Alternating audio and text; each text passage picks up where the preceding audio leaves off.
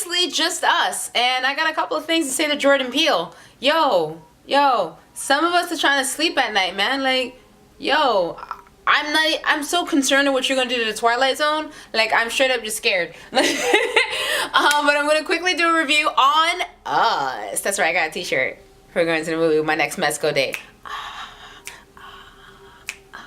I'm sorry, I'm just celebrating. So one of the things I want to talk about in regards to the film Us is, I think because it was Jordan Peele, there were certain people I heard in the review after the film who were either disappointed, but they were disappointed by a certain aspect because they were expecting a similar powerful statement as Get Out. So there are some people who have seen Get Out, and there are some people who are terrified to see Get Out. But Get Out has a different statement in compared to what Us really is. Us is a true horror film that sits there and makes you think as the film is going, and then afterwards you leave the theater just feeling a little paranoid, like about like everyone or anyone you happen to see in a red jumper, you know. What I want to talk about is, number one, the first and most important thing that I actually enjoyed about the film was the character development. So when you're getting to know the actual family of what is happening, I actually didn't even see the trailer before I had walked in, because I've actually kind of banished trailers out of my life, mostly because I feel like trailers ruin all the good parts of the film, and then by the time I see the film, I'm like, I could have just kept my $20.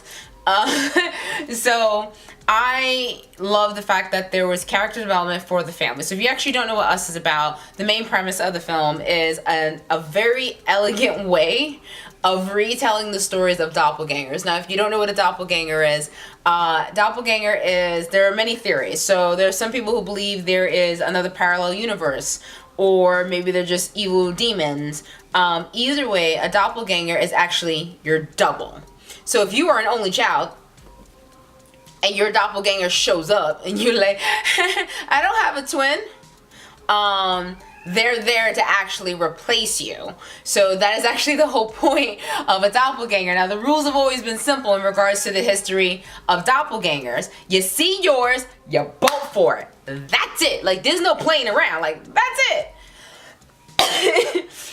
So as I'm watching Us, I really had no idea of what to expect. I just knew that it was written, directed, and produced by Jordan Peele, and I was like, the man did great for Get Out in regards to putting a concept and then just sort of diving into the human psyche. So now I'm just curious to what he plans on doing with this. And props to doing the Monkey Paw Productions and having the dead hand starting off the film by circling and tapping on the brim of the cup. So I will give you credit for that, guys. But the film starts off with Lupita as a young girl when she's a child. I apologize for not knowing the young actress's name, but she did a great job. Everyone did a great job. But the young version of Lupita's main character, she's celebrating her birthday. You know, she's with her parents. Her father's a drunk. But he's like trying to be a fun drunk with her, but he's getting in trouble and sort of fighting with the mom at the same time. So there's a lot happening. So when the mom goes off to the bathroom for a second, she happens to wander off when the father wasn't paying attention and disappear for like 20 minutes. So that's the opening of the film. You have no idea what is really happening. Now, the strange thing is that, like, you know something happened because the girl freaks out, and then intro. You're like, okay, so what happened? And the entire film circles around that one big moment in this child's life. So you see Lupita on the screen, you're like, okay, so now she's an adult, you're understanding that, you know, something traumatizing has happened to her. And the film starts with her and her family returning to the same place where she saw someone who looked just like her. And you actually don't see the face or anything like that, because when they first introduce it, you actually see the young girl walking around. She's walking around and she's getting freaked out because the lights get cut off. She's like in a house of mirrors. And when she follows the whistling, what ends up happening is she runs into someone who's dressed exactly like her, has the exact same hairstyle, and all you see is actually the back of their head. And then you see the young girl's face where she freaks out because she's never seen anyone that looks just like her. So what ends up happening in the film is that you see fragments of what was happening in her childhood, where her parents are upset. Her mom is more or less like, I just want to have my daughter back. I don't know what happened to her in those 20 minutes. I don't know what is going on. and the father is like partially to blame. She's still fighting with the father, and you see like how this 20 minutes of time truly affected her daughter, and how this has like really changed her entire life. But now you're trying to understand why. What did she see in regards to seeing the back of the head, and then seeing only her face scream. So the husband is being playful, and he's talking to her like, hey babe, let's go down to the beach. And it happens to be the exact same beach where this all originally occurred. So she's already nervous. She's like freaking out, like, no, I don't want to go, I don't want to go, I don't want to go, I don't want to go. So small things are happening as they're going to the beach that are in representation of what the little girl saw the first time when this all initially happened. And she's panicking. She's there with her family. You see her talking to her friends, and she's just kind of going through the day. But you see she's trying to relax, but she can't really relax because she's sort of going through this trauma, or memories rather, of kind of like, is this going to happen again? What's happening? Like, she's tense. And later on that night, she just has like a bad feeling in her stomach. She has a really bad feeling, and she ends up telling her husband what had happened to her when she was a little girl. So she says, there was a girl in the mirror, and I feel like every day this girl gets closer to me. And the husband, he tries making a joke or whatever, and she just kind of gives him like the stern look, like, that wasn't funny. And the husband is like, okay, I believe you. But, you can tell he believes her, but he doesn't really believe her because he doesn't really understand what really happened to her, even though she's sort of vaguely telling the story, and she's telling him just now at this moment. So as the story finished, bam, lights go out, right? So now the lights are out, right? And she freaks for a second, and she's like, I know it's her. I know it's her. I know it's her. I know it's her. I know it's her. And that's when the real story really begins. So this is where you start to really understand the characters. You're learning a little bit more about the main character, that Lupita, because she was playing two different roles, which I thought was pretty cool. You're learning about the father. You're learning about the relationship between the father and the mother. You're learning the relationship between the father and the son and the daughter. You're getting to know the family within like the first 20-30 minutes. And by the time this other family appears in their driveway, you kind of feel like you already know them. You're enjoying the father's like, silly antics. I believe his name is Abdul. I'm pretty sure that's probably his middle name. But when you see Abdul's performance, you get the feeling he's this quirky kind of dad, and you're like, okay, he's funny, he's super corny, but you enjoy him. Even when you're at the beach and they're with their friends, you're enjoying the conversation, like laughing at them.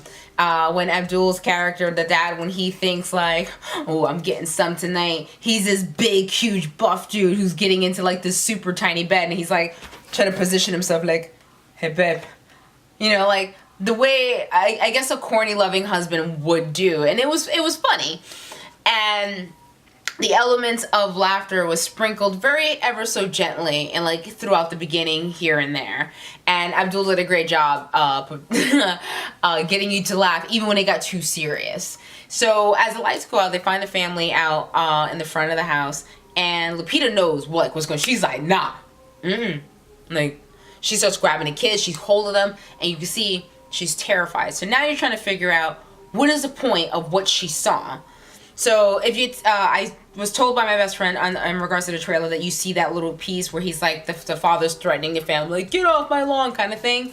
So in that particular scene, he does, what daddy's supposed to do. Like, hey, yo, you picked the wrong house, you're trying to scare my family, buzz off. And it doesn't quite work. So when the family scatters, that's when he realizes something is very, very wrong.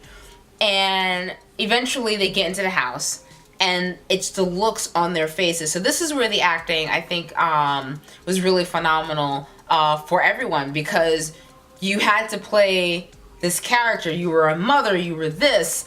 Lupita had more roles to play, more layers, but there's a reason for it. So you have these actors who are playing the mom, the dad, the feisty couple, they have the twins, etc., etc. But then they also have to play this other version of themselves that's sort of soulless, if you will. And I thought it was interesting how they did the cuts, the angles, to make it seem like they're truly interacting with each other. And the looks on the characters' faces when they realize, that's my face. Like, why my face over there? And even the father was just like, hey, you know, we can do that. I'm sorry, is that a hangnail? I'm sorry, give me 1 second. It good.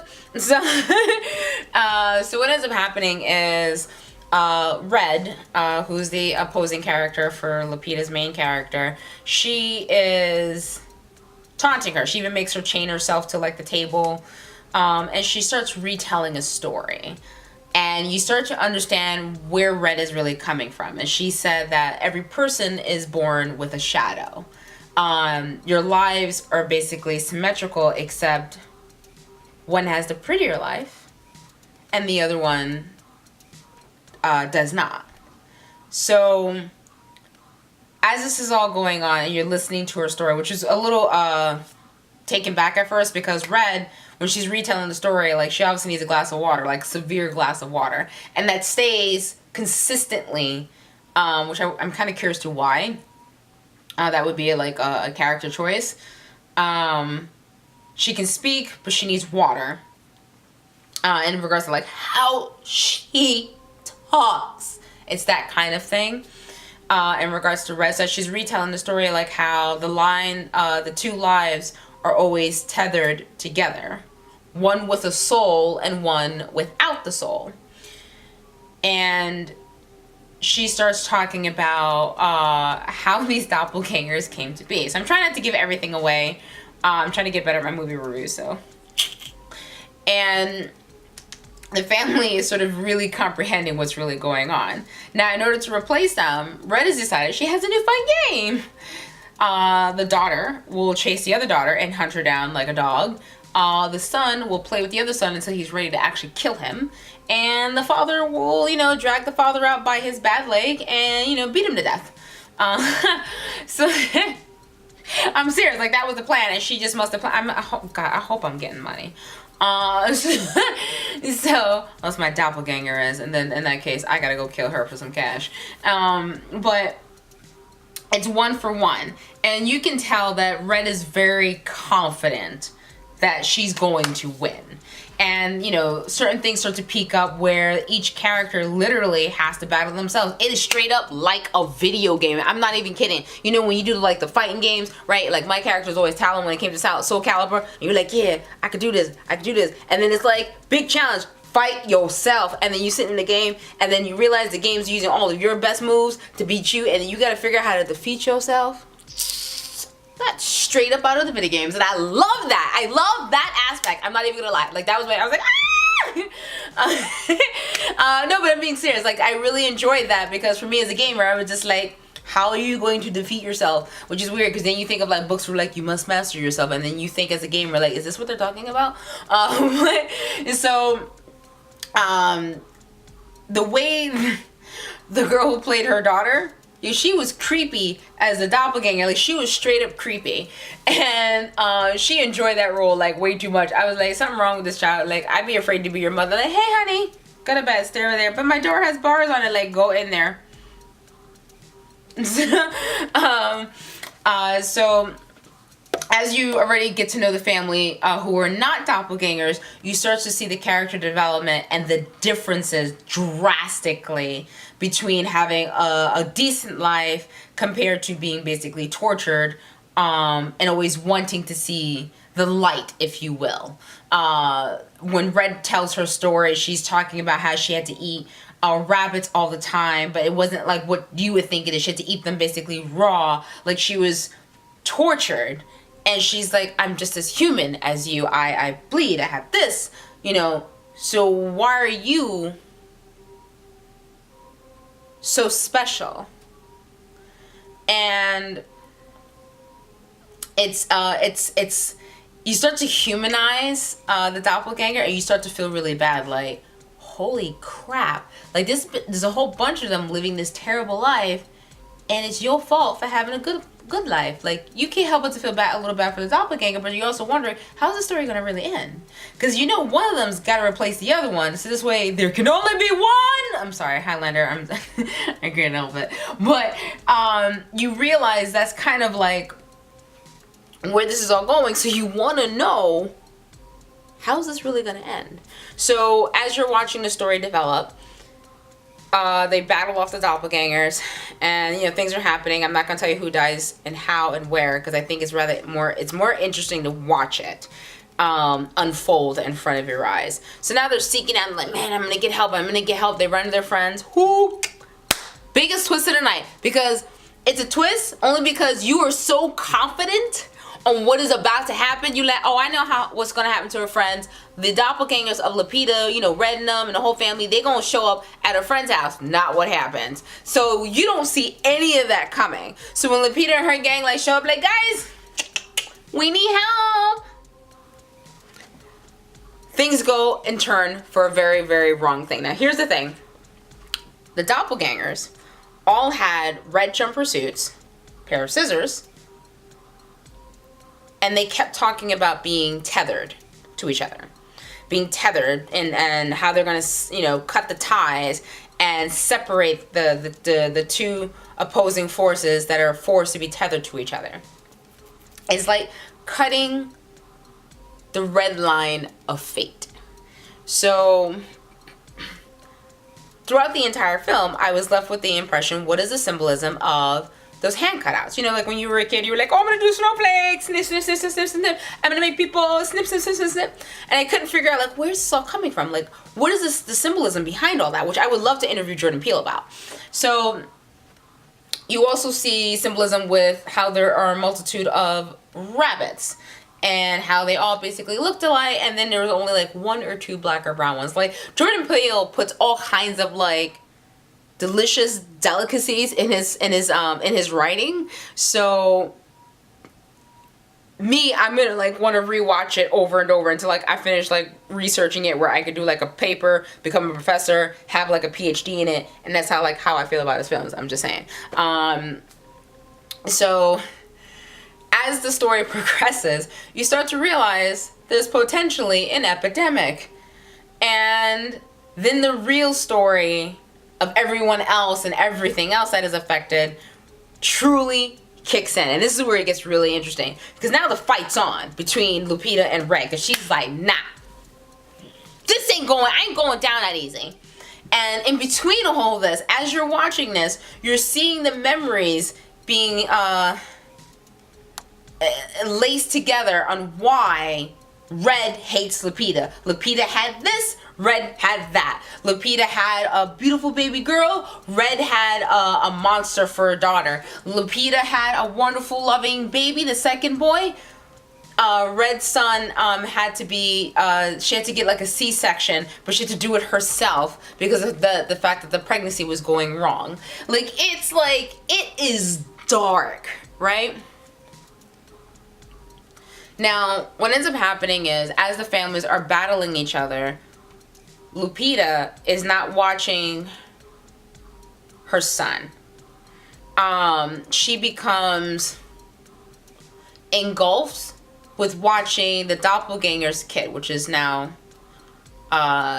interesting, because when she's staring at one of the kids and she's watching like the battle and how they're hurting each other, her heart like beats, you know what I mean, in that sense where her motherly instincts kick in, and she's just blown away by it, and you can see that she's hurting.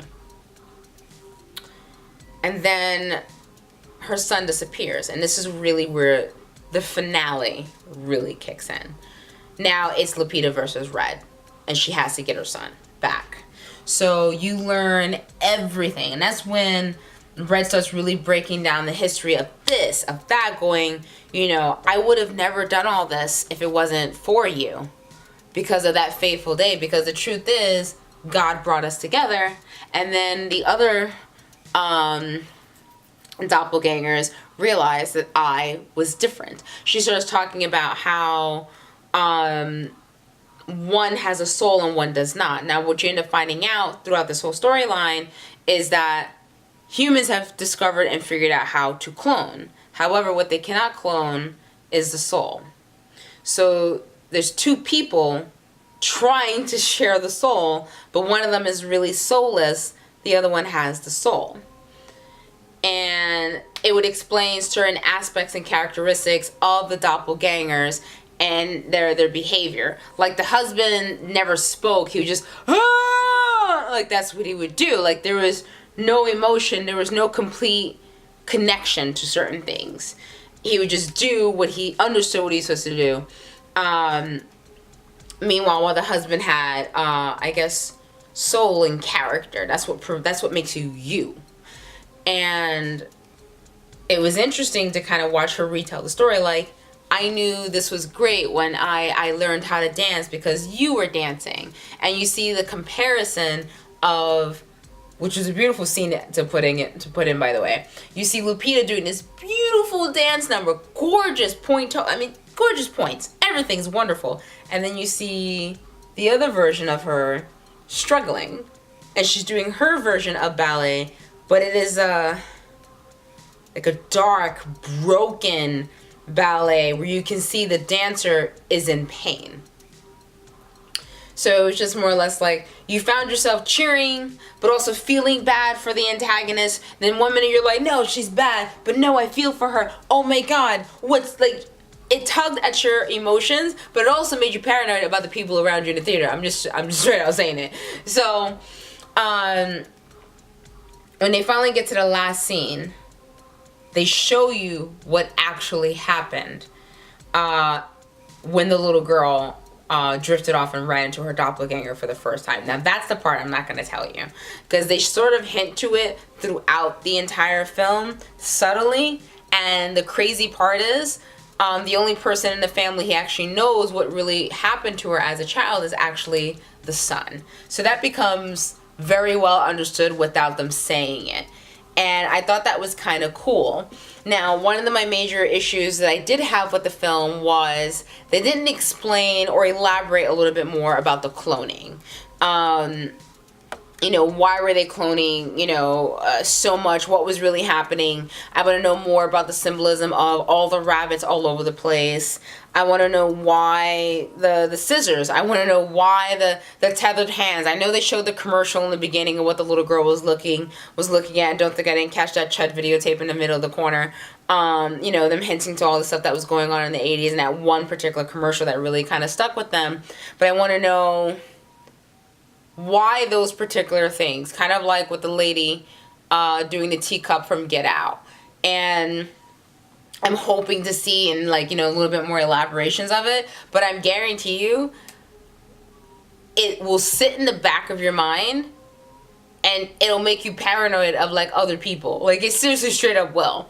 And you're just like, and God forbid if you see someone you think look like you, be like, ah, oh, what? I'm so sorry, Bob. What? I'm a man. How could you think I look like you? And so,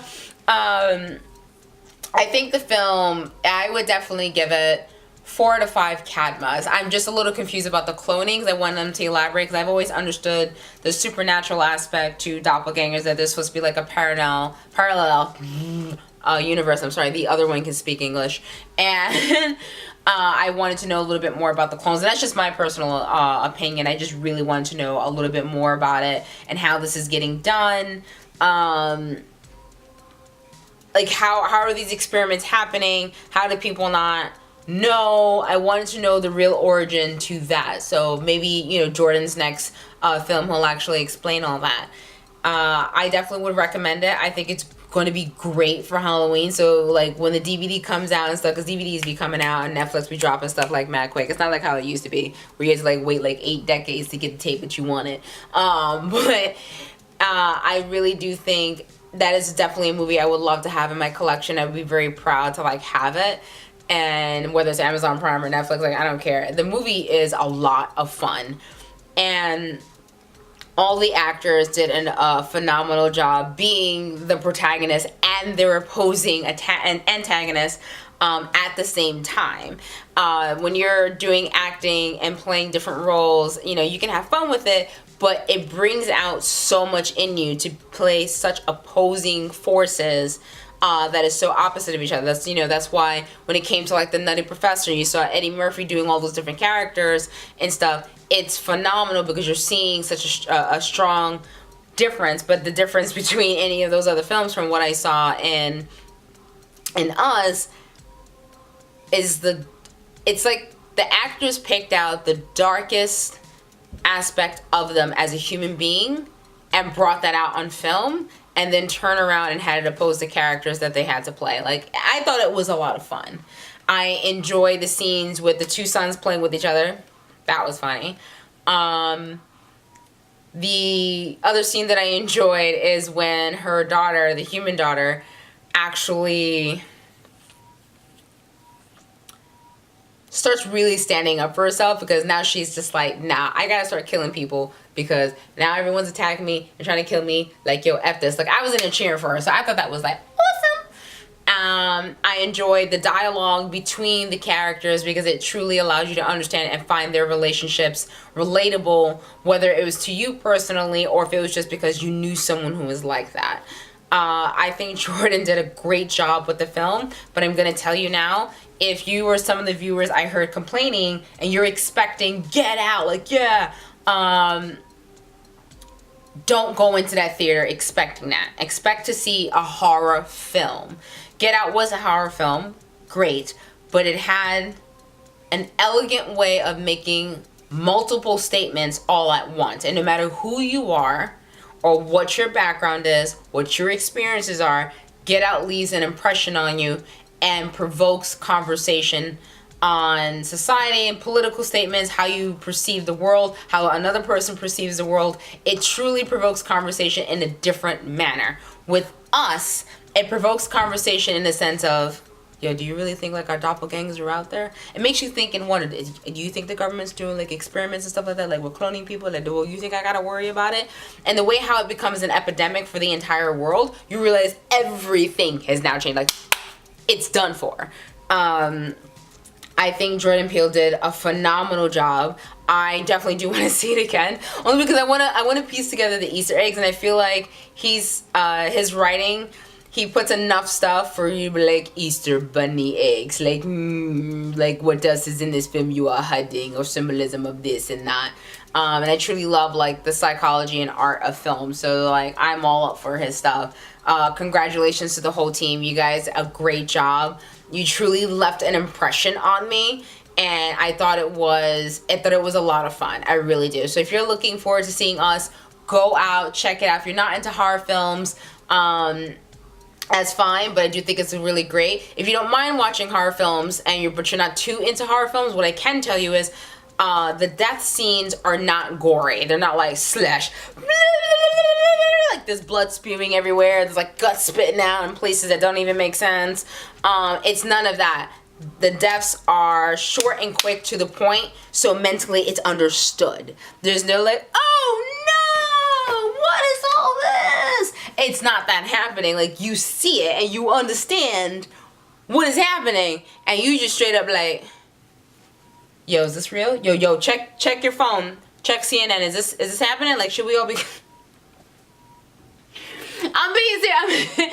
I'm being serious. No, but it's a fun film, and I definitely would recommend it. It's 4 out of 5 Cadmas. I don't even know what that means, but like, you know, Jordan, if I get a chance to interview you for Bitten Apple TV, you and I are talking, because I got like questions for you. I might do another review in regards to like the spoilers, but I really don't want to put the spoilers out there, only because I feel like it's a film that you really truly need to watch, and there's no way to compare. I'm sorry, my thing don't cut me off, but yeah, no, really, go watch the film. I think it's worth watching, and it's definitely enjoyable. And thank you again, once again, Smesco Toy. You guys always take good care of me. Thank you. I love you guys. Thank you guys so much for taking me to another film, and thank you guys so much for watching. And I guess that's it. Shit.